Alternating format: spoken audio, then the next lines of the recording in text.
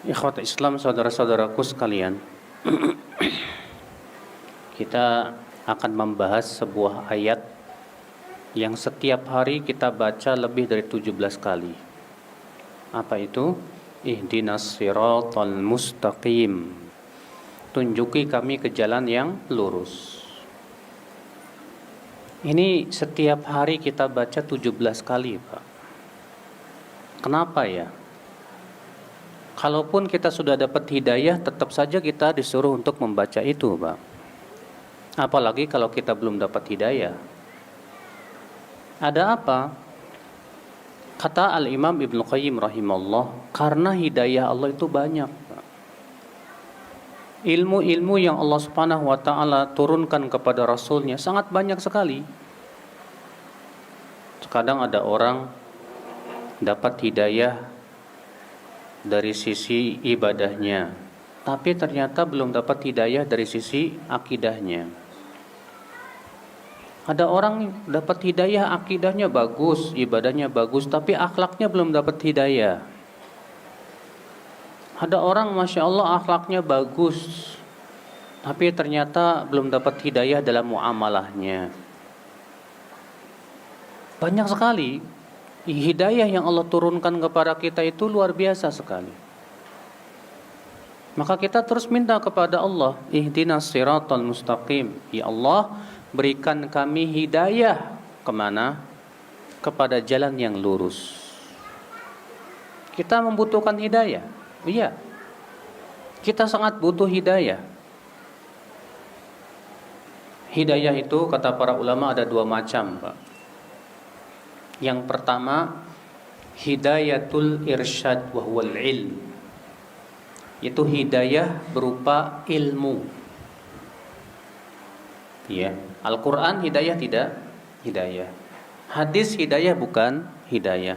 Isinya ilmu. Ini macam yang pertama.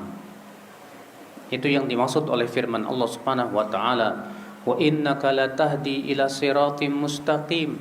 Sesungguhnya engkau hai Muhammad memberikan hidayah kepada jalan yang lurus.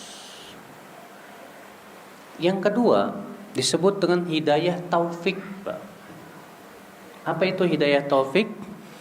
Yaitu hidayah yang merupakan kekuatan untuk mengamalkan ilmu. Ada orang ilmunya sabrek-abrek, tapi gak diamalin. Iya. Tahu itu nggak boleh, tapi malah dilanggar. Tahu itu kebenaran, tapi malah ditinggalkan. Ini seperti orang-orang Yahudi kata Allah Subhanahu wa taala. Ada lagi orang sebaliknya, Pak. Rajin beramal tapi tanpa ilmu. Nggak pakai ilmu dia. Maka ini pun juga tercela Bapak sekalian. Ikhwatul Islam, saudara-saudaraku sekalian. Maka kita minta kepada Allah dua macam hidayah ini. Hidayah ilmu dan hidayah apa? Amal. Allah Ta'ala berfirman, "Huwallazi arsala rasulahu bil huda wa dinil haqqi liyudhhirahu 'alad dini kullih walau karihal musyrikun." Dialah Allah Subhanahu wa taala yang telah mengutus rasulnya dengan membawa apa? Huda wa dinul haq. Kata para ulama tafsir, huda artinya ilmu, dinul haq artinya amal. Allah mengutus para rasul membawa ilmu dan amal. Untuk apa? Liyudhhirahu 'alad dini kulli. Agar Allah memenangkan di atas seluruh agama. Berarti umat Islam ini akan jaya kalau dia berilmu dan beramal. Berilmu dan beramal. Berilmu dan beramal. Saudara-saudaraku sekalian, hidayah berupa ilmu adalah merupakan perkara yang merupakan asas bangunan. Karena tanpa ilmu itu amal tidak akan diterima oleh Allah Subhanahu wa taala. Oleh karena itulah saudaraku sekalian, Allah Subhanahu wa taala berfirman dalam surat Muhammad, "Fa'lam annahu la ilaha illallah." Fa'lam, apa itu fa'lam? Dari kata ya i'lam, ketahuilah. Berilmulah. Annahu la ilaha illallah, bahwa tidak ada ilah yang berhak disembah kecuali Allah. Kata Imam Bukhari dalam sahihnya apa? Fabada'a bil ilmi qabla al-qawli wal amal.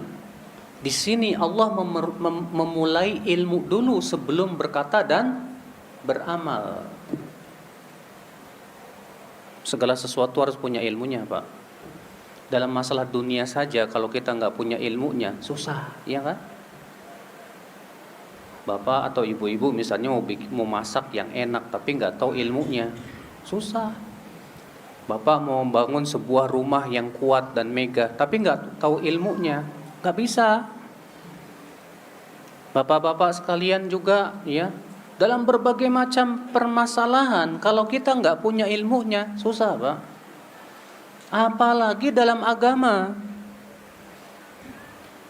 Kita mau beribadah sama Allah tapi kita nggak tahu caranya gimana.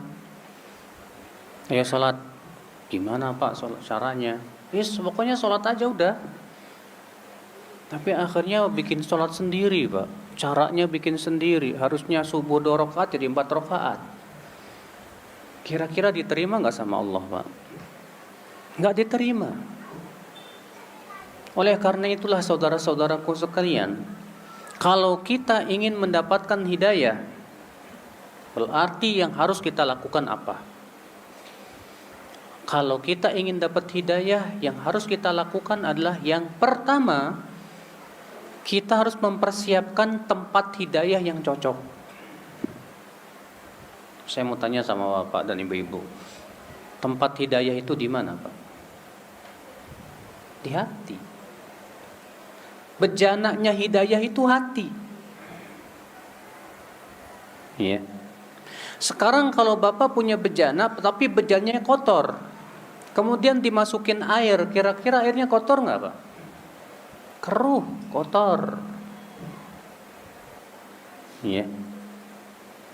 Kita ingin mendapatkan hidayah, tapi ternyata bejananya kotor. Mungkin kalau kita menuntut ilmu karena hati atau bejananya yang kotor itu, akhirnya hidayahnya juga jadi dikotori oleh sesuatu.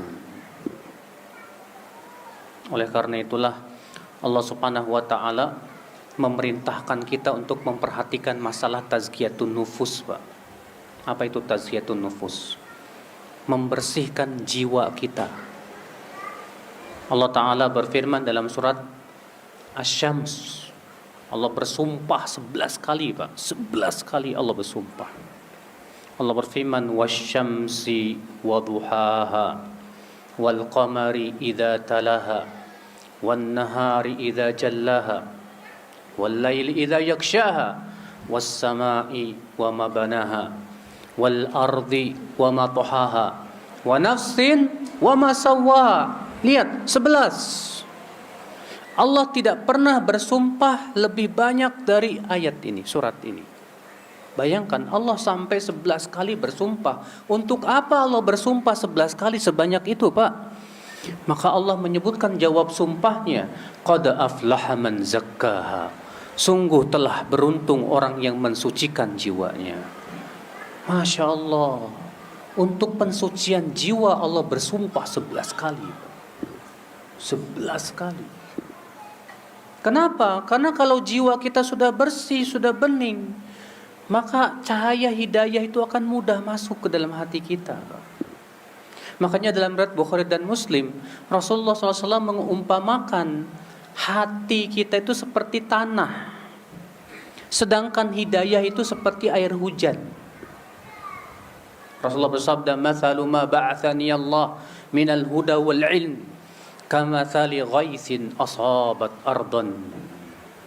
Perumpamaan, kata Rasulullah, hidayah yang Allah utus aku dengannya seperti air hujan yang menimpa tanah.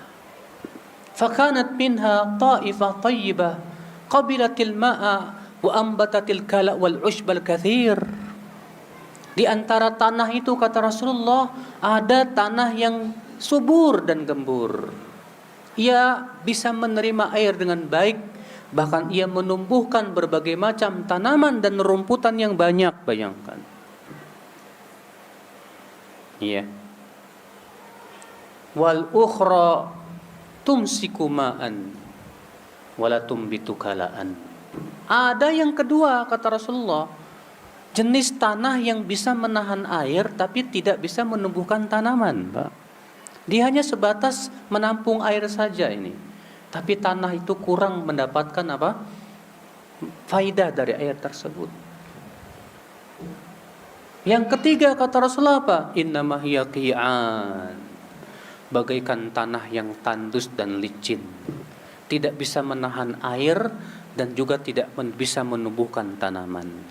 Fadzalika mathalu man faquha fi dinillah. Itu perumpamaan orang-orang yang faqih dalam agama Allah Subhanahu wa taala. Makanya Pak, coba deh supaya air hujan itu diterima dengan baik oleh tanah dan supaya tanah itu menumbuhkan tanaman yang bagus, itu tanah harus digimanain, Pak? Mau tidak mau harus diolah, betul tidak? Tanya sama petani, bagaimana caranya supaya tanah itu subur? Harus dicanggulin, dikasih pupuk dan yang lain. Hati kita juga harus seperti itu. Kalau hati kita ini ingin tumbuh subur keimanan, ingin betul-betul keimanan pun berbuah menjadi amal, berarti yang harus kita lakukan adalah kita harus membersihkan jiwa kita. Bersihkan jiwa kita, bersihkan hati kita. Tadi di khutbah Jumat ya saya menyampaikan bahwa keselamatan kita nanti di hari kiamat tergantung keselamatan hati kita.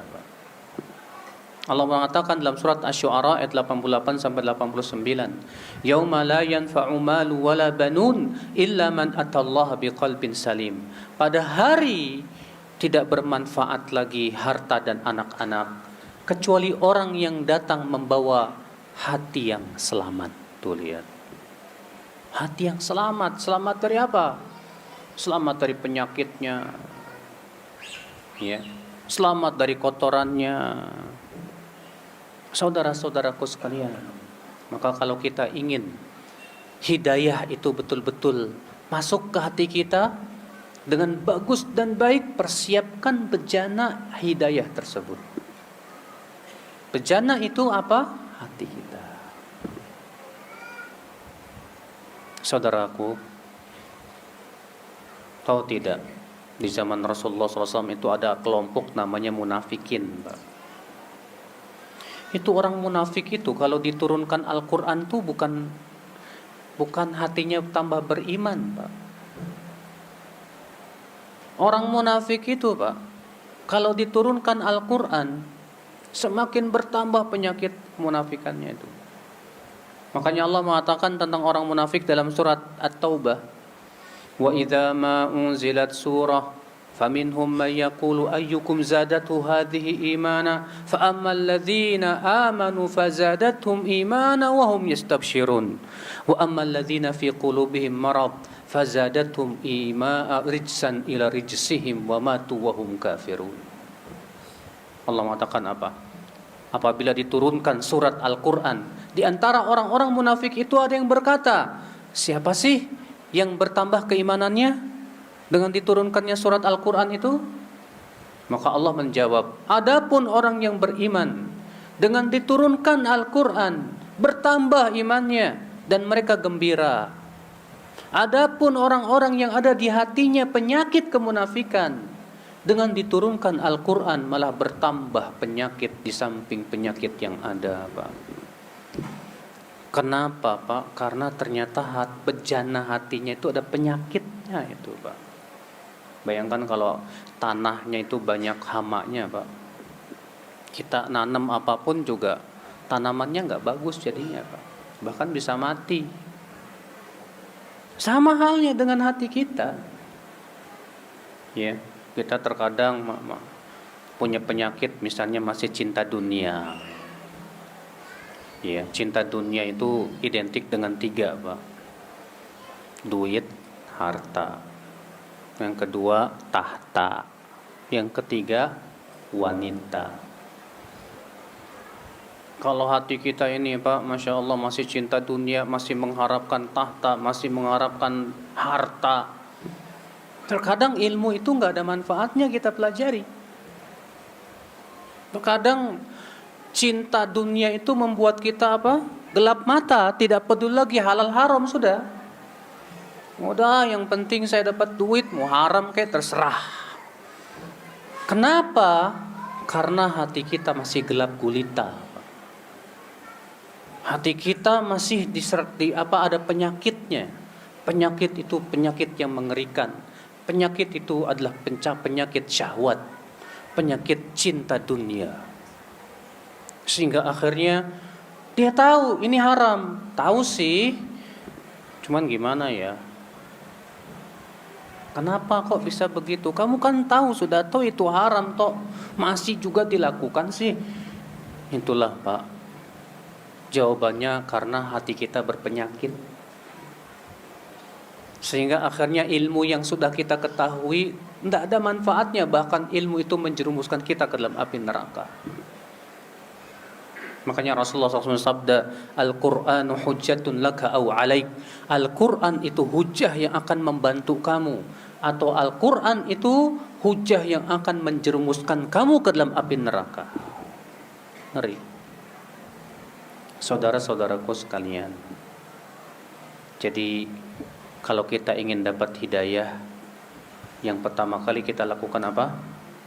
Yaitu siapkan bejana hidayah yang bagus.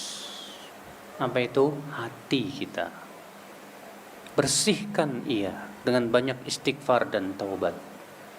Bersihkan ia dari berbagai macam penyakit-penyakitnya, Bapak sekalian. Ini yang pertama, saudaraku. Yang kedua, supaya kita dapat hidayah, apa yang kita lakukan, saudaraku? Yaitu kita harus menghindari hal-hal yang bisa menghalangi hidayah. Iya. Apa penghalang-penghalang hidayah itu, Pak? Tabir-tabir hidayah yang menyebabkan hidayah tidak bisa masuk ke hati kita. Tabir yang pertama, takabbur, sombong. Seperti iblis yang disuruh sujud kepada Adam enggak mau. Allah mengatakan, wa idh qulna lil malaikati isjudu li adama fasajadu illa iblis aba wastakbar wa kana minal kafirin. Dan ingatlah ketika kami berkata kepada para malaikat, sujudlah kalian semuanya kepada Adam. Semuanya sujud kecuali iblis. Kenapa? Aba, enggan dan sombong dia. Sombong, kata Rasulullah, ada 2 macam, Pak. Rasulullah SAW dalam riwayat Muslim bersabda apa? Al-kibru batarul haqqi wa ghamtun nas. Sombong itu menolak kebenaran dan menganggap remeh manusia. Berarti atas dasar hadis ini sombong ada 2 macam. Sombong yang pertama, ini yang paling berat, yaitu sombong kepada kebenaran. Ketika sampai kebenaran kepada dia tolak. Bisa jadi karena misalnya yang membawa kebenarannya lebih muda dari dia. Atau misalnya yang membawa kebenaran itu orang yang merupakan bawahan dia. Atau ternyata yang membawa kebenaran itu musuh dia. Akhirnya apa? Dia tolak kebenaran. Ini sombong, kata Rasulullah SAW. Yang kedua, sombong kepada manusia. Dengan cara apa? Menganggap remeh mereka. Ketika kita merasa diri kita kaya, melihat orang miskin diremehkan. Merasa diri kita berilmu, melihat orang yang bodoh diremehkan. Merasa kita sudah banyak amal, udah banyak sedekah, banyak puasa, banyak tahajud, ngelihat orang yang kurang amalnya diremehkan. Dia pandang dengan pandangan yang remeh. Sombong, Pak. Maka dari itulah orang sombong ini, apalagi sombongnya yang pertama, sombong terhadap kebenaran, tidak bisa dia dapat hidayah. Susah, sulit, Pak. Ya, seperti si Fir'aun itu, Pak. Fir'aun itu sebetulnya mengakui Nabi Musa benar. Tapi masalahnya Fir'aun ini ada kesombongan, Pak. Dia merasa saya raja, saya punya kedudukan. Iya. Kesombongan dia yang menyebabkan akhirnya dia tidak mau menerima hidayah. Pernah dengar si Korun? Makanya kan disebut harta karun, Pak ya. Karena saking kayanya si Korun itu, Pak. Si Korun ini, Pak, manusia terkaya di zamannya. Sampai-sampai kata Allah dalam Al-Quran, kunci-kunci kekayaannya saja digotong oleh orang-orang yang kuat. Itu baru kuncinya. Tapi apa yang terjadi, Pak? Si Korun sombong. Dia merasa dirinya hebat. Dia merasa dirinya lebih. Apa yang terjadi kata Rasulullah SAW? Allah tenggelamkan ia ke dalam tanah. Dan ia terus diadab di kuburnya itu. Dia enggak mau menerima dakwah kebenaran karena kesombongannya itu, Pak. Maka jangan sombong. Siapapun kita siapa? Orang kaya. Ingat, kekayaan milik siapa? Allah. Allah yang memiliki kekayaan. Kalau bukan karena Allah yang memberikan kepada kita nikmat, gak bisa kita jadi orang kaya.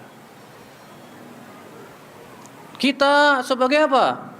Oh, saya gubernur. Ingat, yang memberikan kamu kedudukan Allah. Dan kelak Allah akan minta pertanggungjawaban dari kedudukanmu itu. Jadi buat apa disombongkan? Tidak ada yang perlu kita sombongkan, Pak. Ilmu yang kita miliki Allah yang ajarkan. Amal saleh yang kita lakukan Allah yang memberikan kekuatan. Jadi buat apa kita sombong?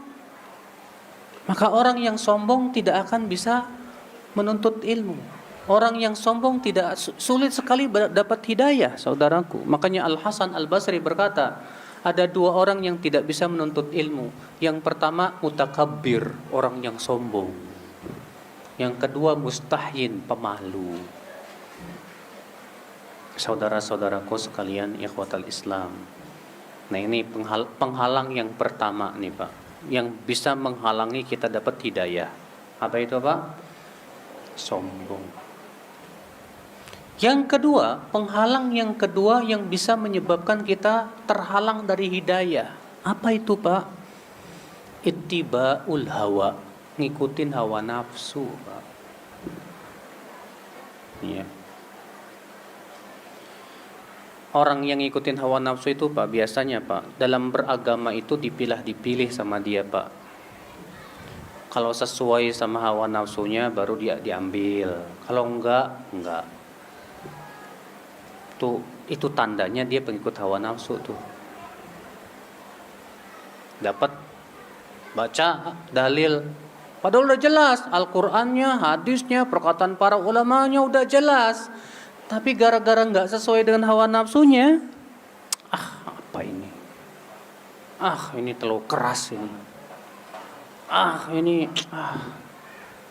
Kenapa? Karena ternyata tidak sesuai dengan seleranya. Tidak sesuai dengan hawa nafsu. Ada jenis orang seperti itu, Pak. Ya, yang dia beragama itu dipilah-pilih sama dia, mana yang sesuai dengan selera dia diambil, enggak sesuai enggak mau dia. Ini tidak benar, Pak. Kewajiban seorang mukmin, motonya adalah harus sami'na wa ata'na. Baik sesuai selera, enggak sesuai selera, pokoknya kewajiban kita kami mendengar dan kami taat kepada Allah Subhanahu wa taala. Saudara-saudaraku sekalian, makanya Allah mengatakan dalam surat Al-Jathiyah bahwa manusia yang paling sesat di dunia ini orang yang ngikutin hawa nafsu. Allah berfirman, "Wa man adallu mimman ittaba'a hawahu bighairi hudam minallah. Dan siapakah orang yang lebih sesat, kata Allah, dari orang yang mengikuti hawa nafsunya dengan tanpa petunjuk dari Allah Subhanahu wa taala.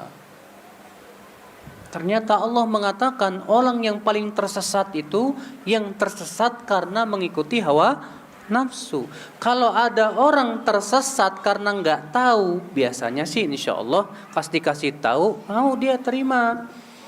Cuma masalahnya Pak, yang mengerikan itu kalau tersesat karena ngikutin hawa nafsu Pak. Kita sudah tegakkan 1000 dalil pun ditolak sama dia. Kenapa? Gimana? Karena sandaran dia hawa nafsu, susah.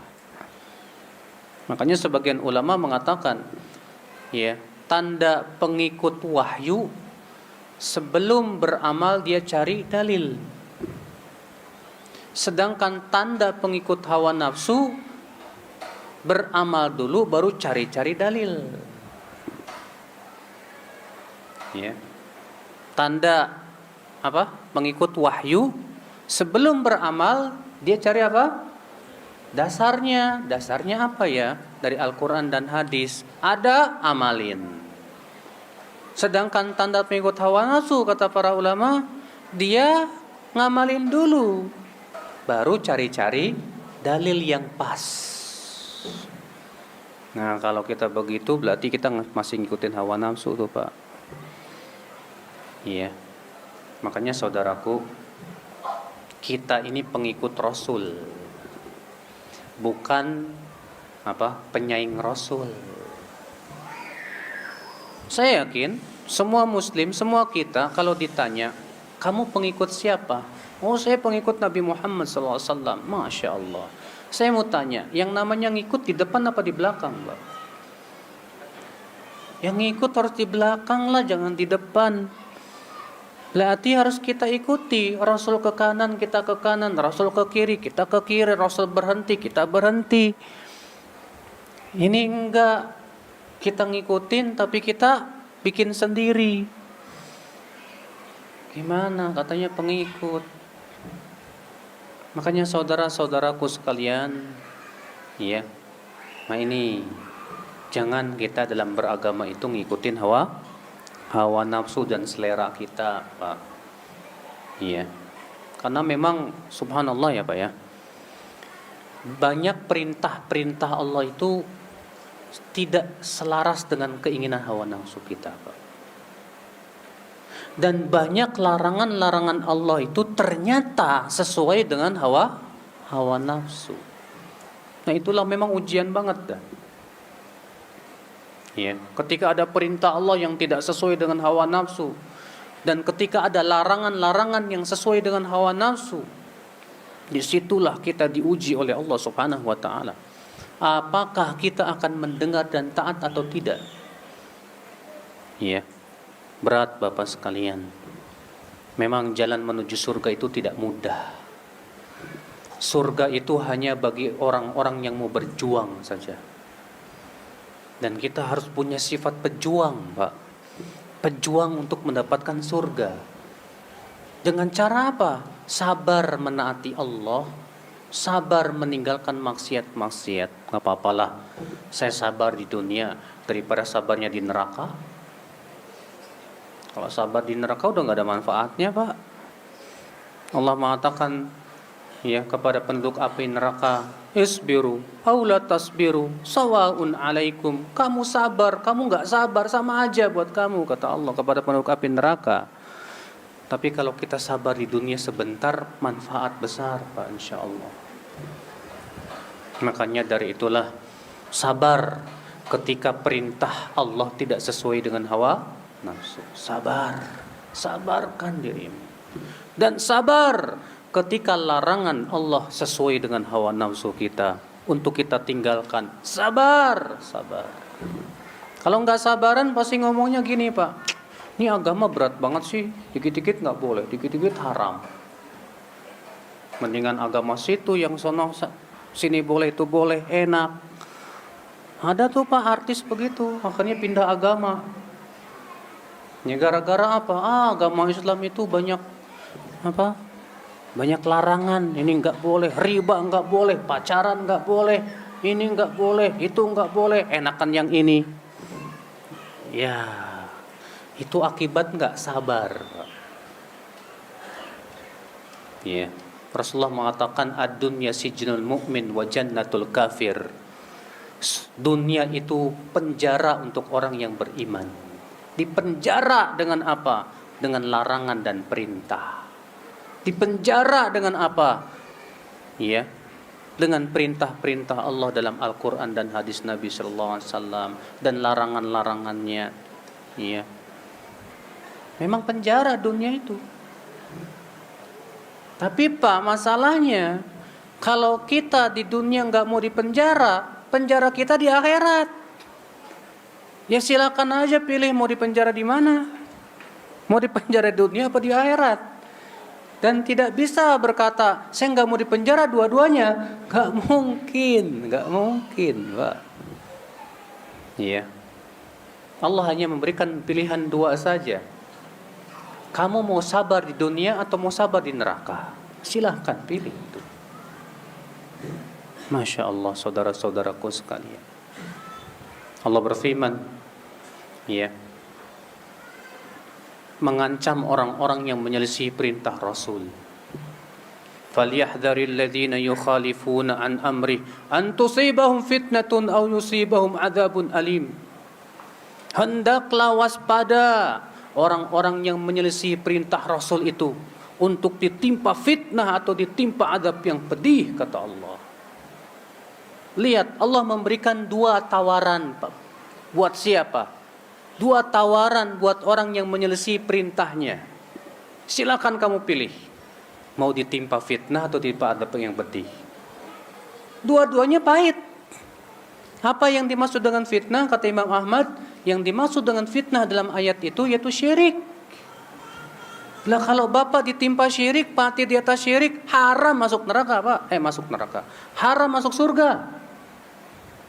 Haram. Allah mengatakan innahu may yusyrik billah faqad harramallahu alaihil jannah. Sesungguhnya siapa yang mempersekutukan Allah, Allah haramkan surga bagi dia. La ilaha illallah. Berarti pilihan kita cuma satu, Pak. Sabar di dunia. Untuk tidak mengikuti hawa nafsu. Karena sebetulnya, Pak, Allah memberikan perintah dan larangan itu untuk kebaikan siapa sih? Untuk kemaslahatan Allah? Enggak. Allah enggak butuh sama kita. Allah enggak butuh kepada makhluknya. Allah ghaniyun 'anil alamin. Allah tidak butuh kepada seluruh alam semesta. Allah enggak butuh. Justru semua makhluk butuh kepada Allah Subhanahu wa taala. Apakah kita kira, Pak, Allah butuh kepada salat kita? Enggak. Apakah kita kira Allah mendapatkan keuntungan dari amal ibadah kita? Enggak, 1% pun enggak. 0,1% pun enggak. Sama sekali tidak. Allah berfirman, in ahsantum ahsantum li anfusikum wa in asatum falaha. Jika kalian berbuat baik, maka kalian berbuat baik untuk diri kalian sendiri. Jika kalian berbuat buruk, kata Allah, keburukan itu pun juga untuk kalian sendiri. Allah tidak diuntungkan dengan kebaikan kita. Allah pun tidak dirugikan dengan maksiat kita. Jadi, saudaraku sekalian, perintah Allah semuanya maslahat. Dan larangan Allah pasti sifatnya mudarat untuk kehidupan kita. Sadari itu, saudaraku. Agar kita tidak mengikuti hawa nafsu. Nah ini penghalang yang kedua, Pak. Yang bisa menghalangi kita mendapatkan hidayah. Apa itu, Pak? Ngikutin hawa nafsu, Pak. Ya. Penghalang yang ketiga yang menyebabkan kita ini terhalang dari hidayah. Apa itu? Ta'zimul aqli, merasa bangga dengan akalnya, Pak. Dia lebih menghebatkan akal pikirannya daripada dalil. Karena dia merasa intelektual, dia merasa Masya Allah pinter, Akhirnya Al-Quran, hadis diotak-atik dengan akal dia. Kalau tidak sesuai dengan akalnya, ditolak.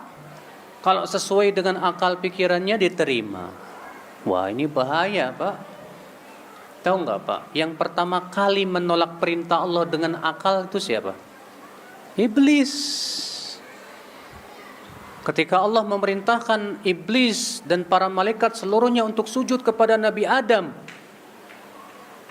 ya, Allah bertanya kepada iblis, "Ma mana'aka?" Ya, "Allah tasjuda id amartuk." Hai iblis, apa yang membuat kamu tidak mau sujud? "Ma mana'aka an tasjud." Apa yang membuat kamu tidak mau sujud, hai iblis? Apa kata iblis, Pak?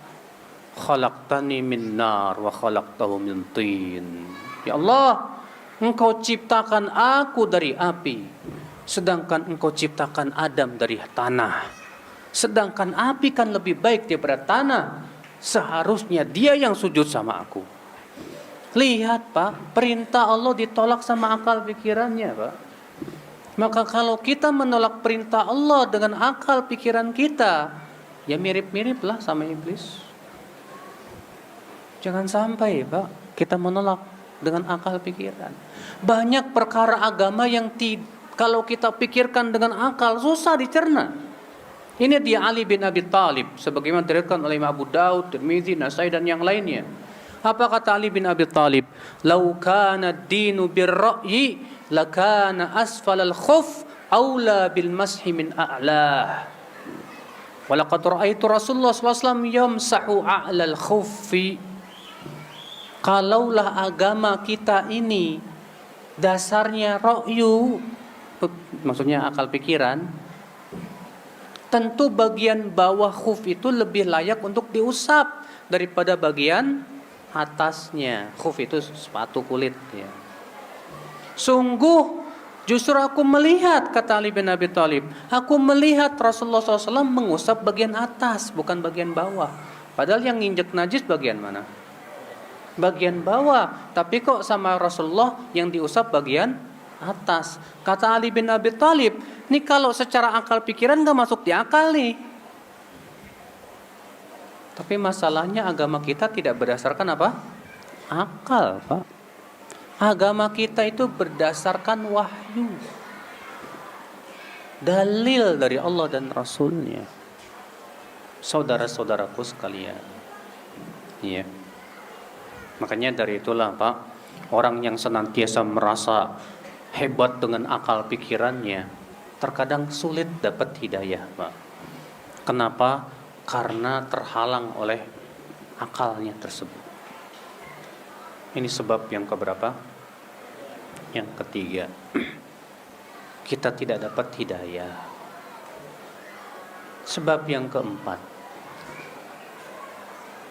kita lebih mengedepankan nenek moyang kita. Jadi menurut kita pokoknya yang berasal dari nenek moyang itu yang harus kita kedepankan dari yang lain. Nah, kayak ginian pun juga susah dapat hidayah nih, Pak. Baca sama Bapak surat Al-Baqarah ayat 164.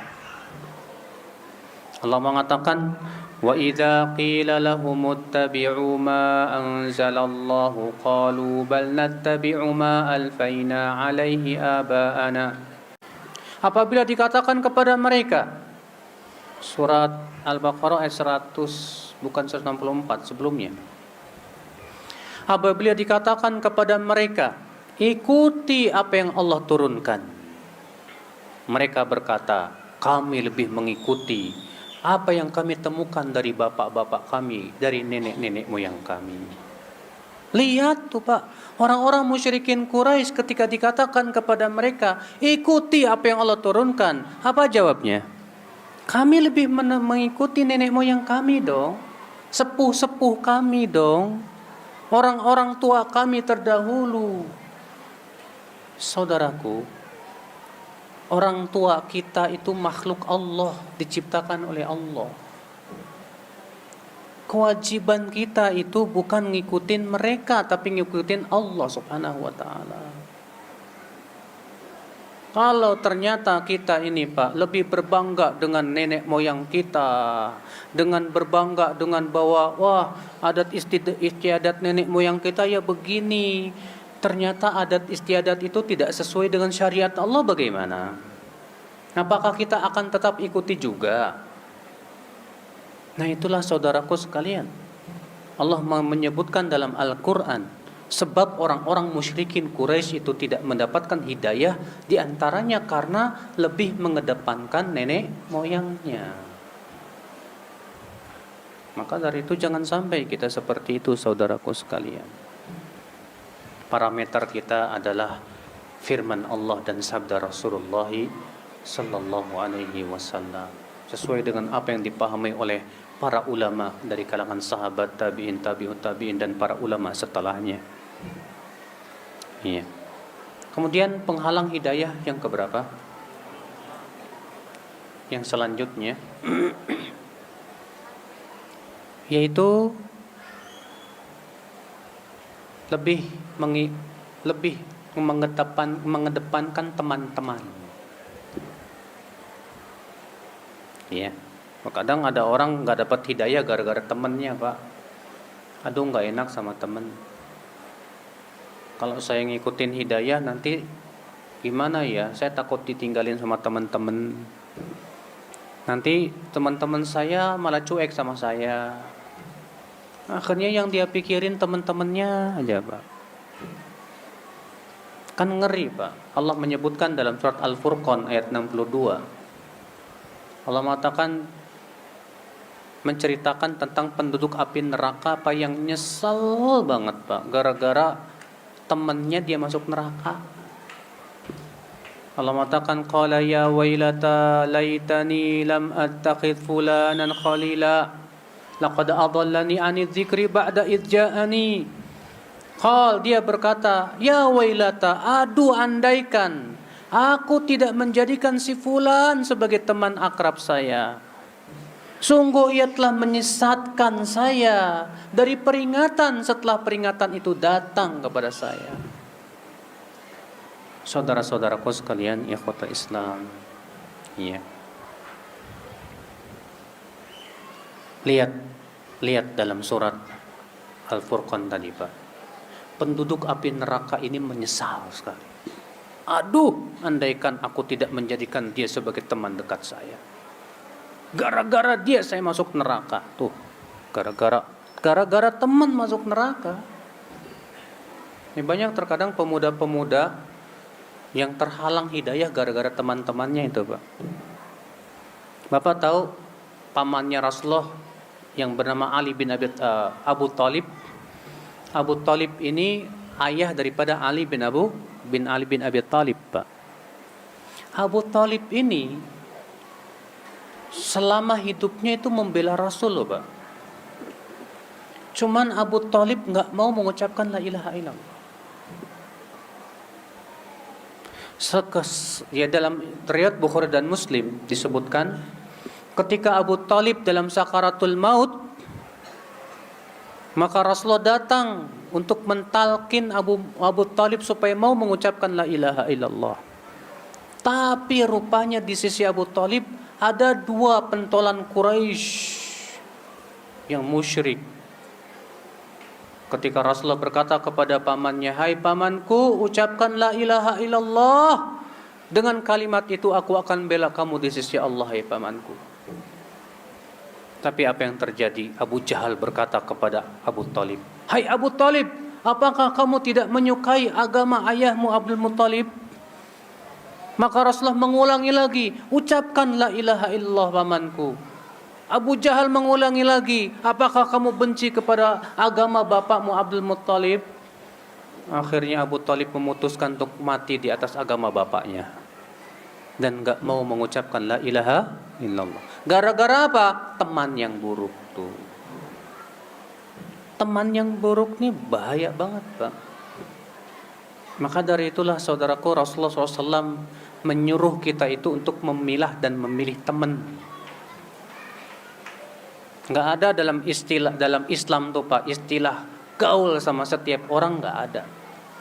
Rasulullah bersabda, al-mar'u ala dini khalili, falyanzur ahadukum ila man yukhalil. Seseorang itu di atas agama temannya, maka hendaklah dia melihat dengan siapa dia berteman. Kulihat Rasulullah yang mengatakan begitu. Hadisnya Hasan dari Abu Daud dalam sunannya. Ya, berarti yang kita jadikan teman itu siapa Pak? Yang bisa menyeret kita ke surga. Adapun kalau teman itu menyeret kita ke dalam api neraka, tinggalkan. Nah ini saudara-saudaraku sekalian ya, di antara penghalang apa? Hidayah. Maka coba kita tinggalkanlah hidayah tersebut, saudaraku. Ini yang ketiga. Ya, agar kita mendapatkan hidayah, kita berusaha untuk menghindari penghalang-penghalang hidayah. Yang keempat, agar kita mendapatkan hidayah, kita harus mencari hidayah.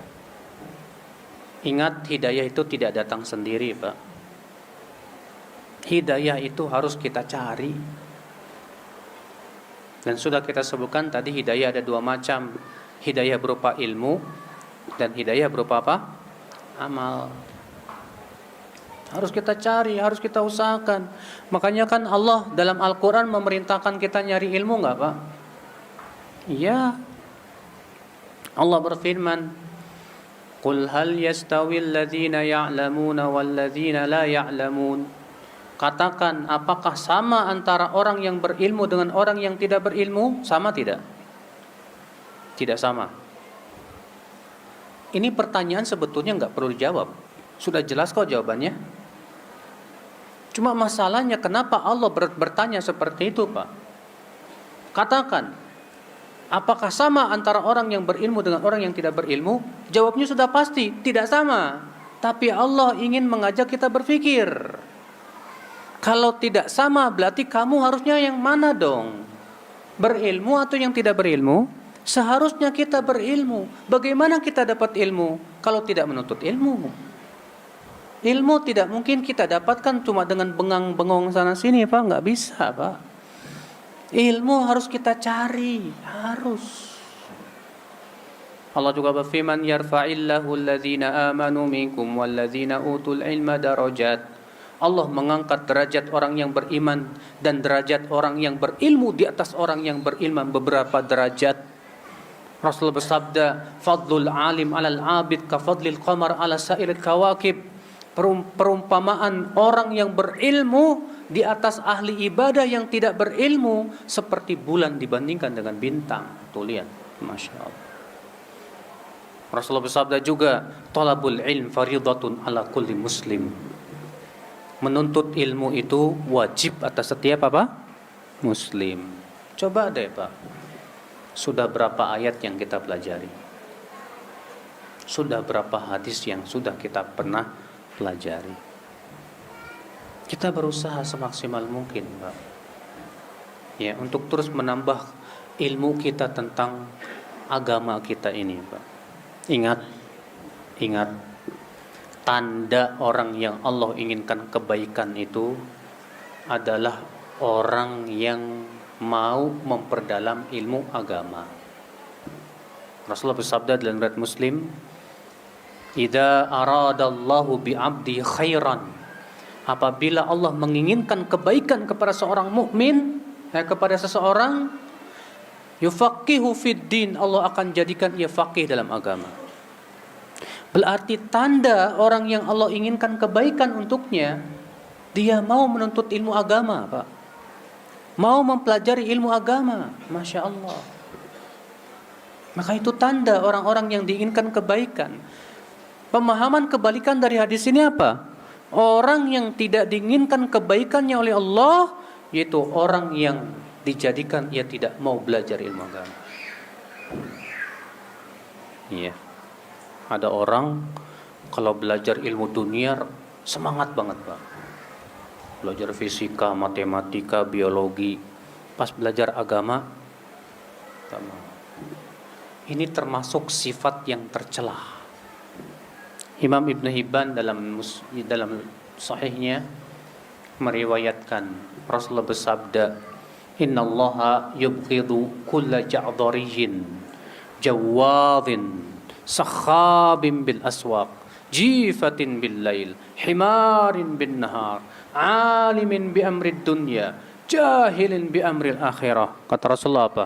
Allah itu benci kepada siapa? Kepada setiap orang yang sombong, kasar, suka berteriak-teriak, di waktu malam bagaikan bangkai, di waktu siang bagaikan keledai, berilmu tentang dunia tapi bodoh tentang akhirat. Itu Allah benci sama orang-orang seperti itu. Berilmu tentang dunia, kalau ditanya tentang dunia, Masya Allah serba tahu Pak. Tapi pas ditanya tentang agama, rukun sholat apa? Nggak tahu. Ditanya tentang agama, nggak tahu. La haula wala quwata illa billah. Jadi kalau kita pengetahuan tentang agama kita ini masih sangat minim, dan pengetahuan dunia kita sudah hebat, berarti kita masih menjadi orang yang tidak disukai oleh Allah Subhanahu wa taala. Hati-hati Bapak sekalian. Kadang kan ada orang ngomong gini, Pak. Ya kan kita harus 50-50 lah. Harus seimbang dunia akhirat tuh. Ada nggak yang ngomong gitu? Banyak. Iya. Jangan akhirat terus, dunia juga. Baik. Saya mau jujur deh. Saya mau tanya sama antum yang berkata kita harus 50-50 nih. Seimbang dunia akhirat. Emang antum sudah seimbang belum? Cari duit berapa jam? Dalam sehari 8 jam. Kalau kamu berkata 50-50, cari duit 8 jam, cari akhirat 8 jam, bisa nggak? Boro-boro 8 jam buat cari duit, sisanya buat nonton sinetron, sisanya buat ngobrol-ngobrol ngidul. Pas disuruh nuntut ilmu bilangnya apa? 50-50. 50-50 apaan? Gak bisa begitu Pak. Iya. Kewajiban kita itu harus bersungguh-sungguh dalam hidup kita ini Pak. Jangan jadikan agama itu sebagai sampingan gitu loh Pak. Kok agama jadi sampingan? La haula wala quwata illa billah. Terkadang kan nasihat kita kepada anak begini, nak, cari sama kamu dunia, tapi jangan lupakan akhirat.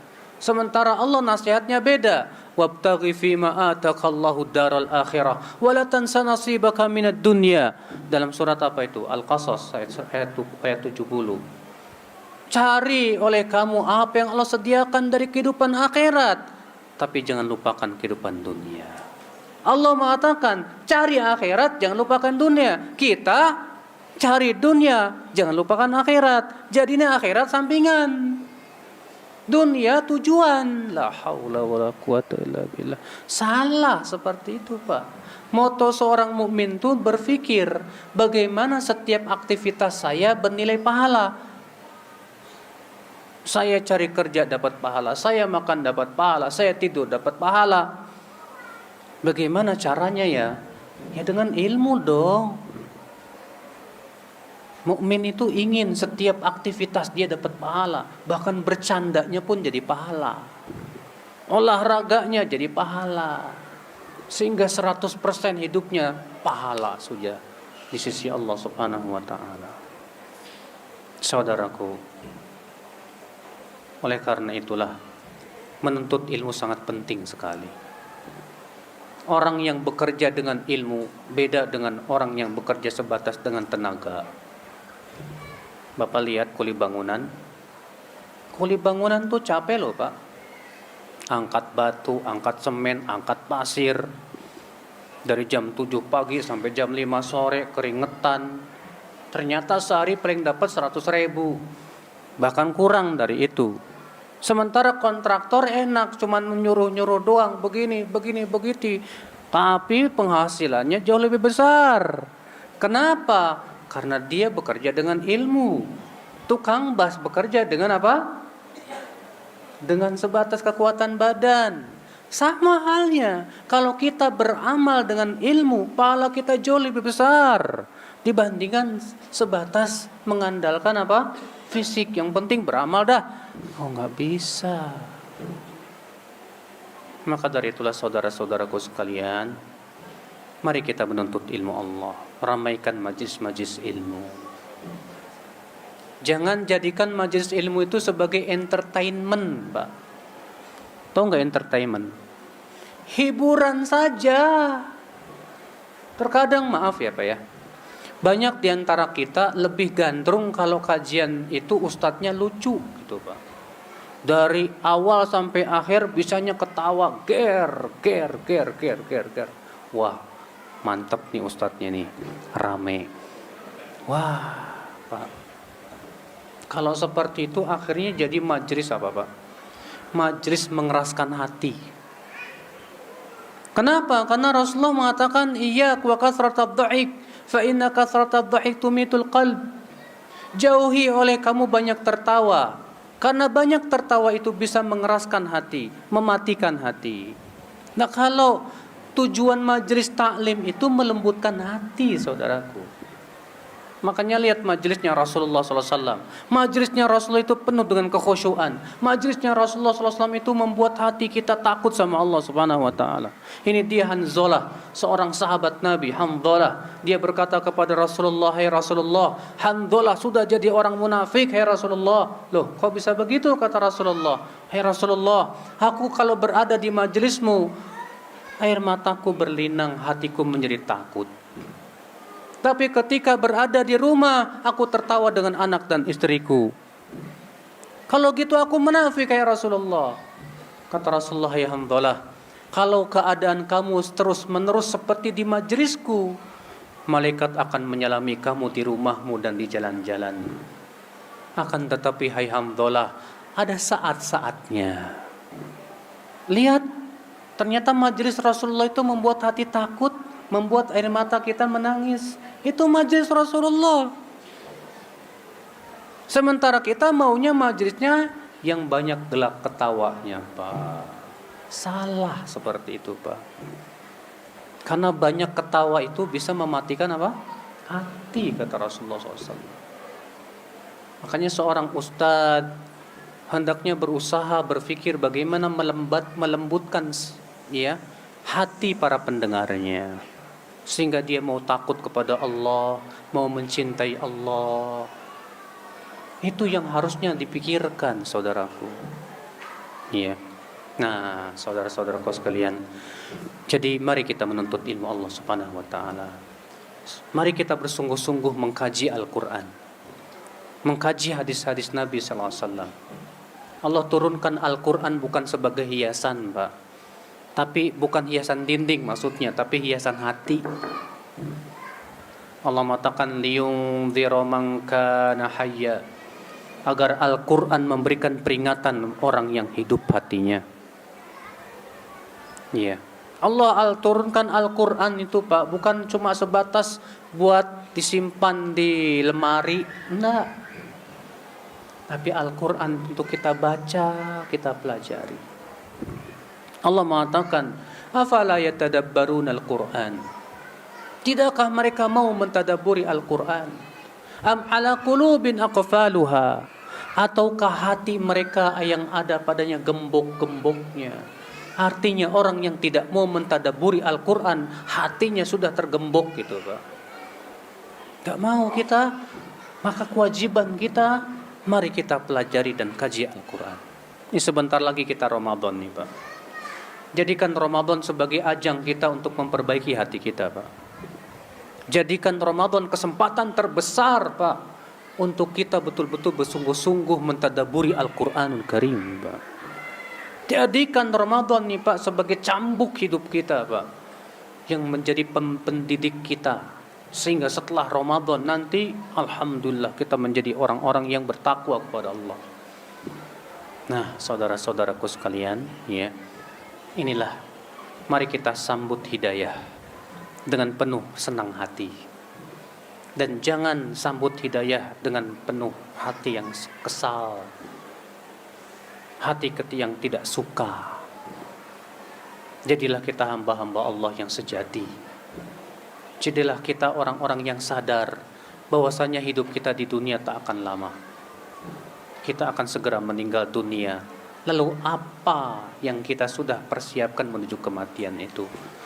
Yang terbaik persiapan itu adalah ilmu dan amal. Ilmu dan amal. Wallahu alam.